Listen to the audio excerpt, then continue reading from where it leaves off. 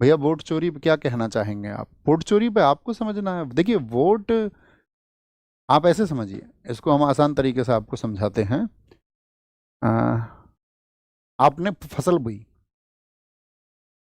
तो जब आप फसल बोते हैं तो आप चाहते हैं ना कि फसल अच्छी पैदा हो।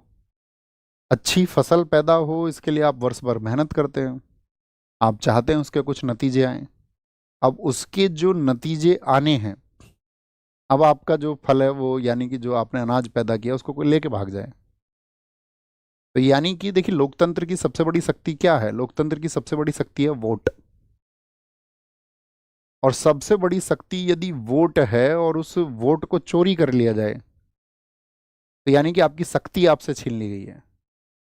आपको लगता होगा कि बहुत साधारण सी चीज है, आप एक चुनाव कर रहे हैं, आप चाहते हैं कि ये अमुक व्यक्ति जीत करके आए और वहां वोट चोरी हो जाए, तो फिर आप क्या कहेंगे? तो आप कहेंगे कि इससे तो जो व्यक्ति अच्छा है और अच्छा कार्य करना चाहता था, जिसने अच्छी योजनाएं प्रस्तुत की थी जनता के सामने, तो कोई फायदा नहीं हुआ फिर तो उनका। तो राहुल गांधी जी ने सवाल उठाए कि भाई आपका यहाँ पर जो है, हम सवाल उठाते हैं आपसे कि आप यहाँ पर जो है एक पाक्षिक रूप से, जैसे कर्नाटक में सवाल उठाए गए, 1 लाख फर्जी वोटर्स, बहुत जगह सवाल उठाए।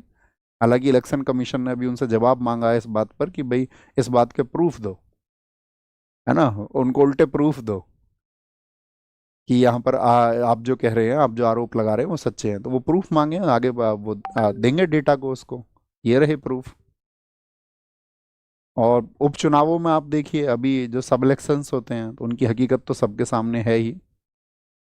अब जानबूझ के कोई कुछ और चुनाव करे तो वो व्यक्तिगत चुनाव है ना।